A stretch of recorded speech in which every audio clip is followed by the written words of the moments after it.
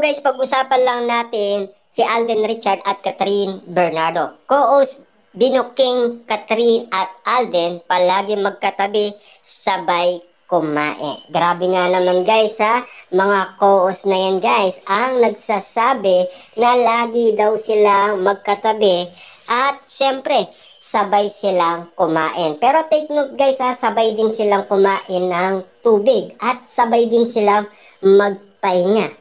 Grabe nga naman kasi guys ang moment nila, pero noon hindi nila nagagawa yan guys kasi pinag-iiwalay sila.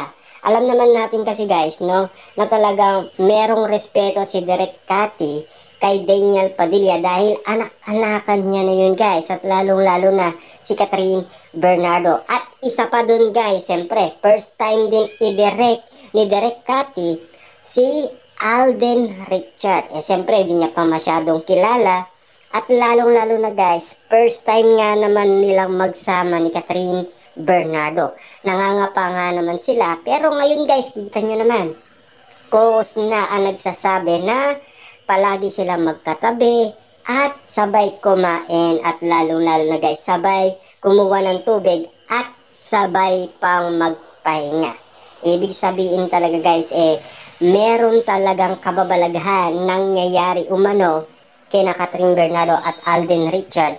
Kaya nga naman guys, ang ibang co-host ay ito lagi ang sinasabi nila kung bakit laging tinatanong umano ang sa Canada. Kasi doon mismo guys nangyari ang kakaiba na hindi nga naman nila nagagawa noon. Ang sabi nga dito guys ng balita, kasama sa cast ng pelikula Hello Love Again, ang mga kaibigan namin sina Marvin at Mark na parehong based sa Los Angeles, California. Actually noon hindi pa nagkaroon ng poster reveal, tahimik lang sina Marvin at Mark. Saka lang sila nag-post ng kasama nga sila sa pelikula na inilabas na nga ang poster ng Hello Love Again ng Kat din. Ibig sabihin pala nito guys, talagang inaalam muna ng balita kung kasama ba si Mark at Marvin. Kasi guys, itong cast na to ay mag-asawa sila dito. At kaibigan ni Marie. Yung kasi guys, pagkakilala nila guys kay Joy. Kasi ginawa niyang Marie ang kanyang pangalan. Ibig sabihin lang nito guys, medyo may pagkakaiba nga naman kasi nangyari. More than 5 years nga naman kasi guys, di ba? Na alam naman natin na talaga may kakaiba na nangyayari. Pero meron din kakaibang nangyayari guys kina Alden Richard at Catherine Bernardo. Siyempre guys no, kahit na yung mga co-host binubuking na, Direk Cathy binuking na rin. Sino pa guys ang nagbuking? MJ Felipe, diba?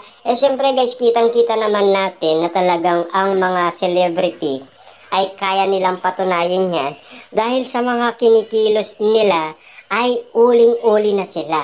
At lalong-lalo na guys, siyempre sa body language nila, yun lang kasi guys ang tinitignan nila. Lalong-lalo na guys, Christopher Min, yan din ang tinitignan. Ogie Diaz, yan din guys ang tinitignan nila sa dalawa. Paano nga naman sila guys makakapagsalita about sa kanilang relationship kung nalalaman naman ng iba? Ang sabi pa dito guys, at na makachat nga namin si Marvin, kinamusta namin siya tungkol sa participation nila sa pelikula ni Catherine Bernardo at Alden Richard. Sabi ni Marvin, very nice sina Catherine at Alden Richard. Siyempre guys, paano hindi magiging very nice yan guys? Siyempre, kitang-kita naman natin guys na napakabait nila. Siyempre guys, no, testigo nga naman kasi ang mga fans nila. Kasi kitang-kita naman natin kasi guys na pinag-combine yan kung gaano nga naman kasi guys napakabait ni na Alden Richard at Catherine Bernardo. Siyempre guys no, kung malalaman ninyo lang to na kinukumpara ang ginawa dati ni Daniel Padilla sa ginagawa ni Catherine Bernardo at sa ginagawa ni Alden Richard. Ang ginagawa kasi nila guys, kinukumpara kung sino yung pinaka mabait na artista sa kanila mga fans. Kasi guys, kung mapapansin nyo nga naman kasi, Si Daniel Padilla, alam naman natin guys, dala yan ng stress. Kasi nga naman, ito yung mga bagay na nag-move on siya. Masakit. Natanggapin nga naman yun guys. Dahil alam naman natin na nilait siya ng buong mundo. Dahil sa iwalayan, Katniel. Alam naman natin guys, akala niya guguho na ang mundo ni Daniel Padilla. Pero, yun kasi guys ang pagkakaalam niya. Pero hindi niya alam guys na meron pa palang magtitiwala sa kanya noong siya ay pumunta ng Dubai. Siyempre guys, no, Boracay. At sunod-sunod na yan guys hanggang sa suportaan na siya ng maraming tao. Pero take note guys kung sakali man magkaroon ng movie at teleserye si Alden Richard, doon lang natin guys masasabi na kayang-kaya pa rin siyang suportaan ng maraming tao. Kita niyo naman guys, ang daming movie.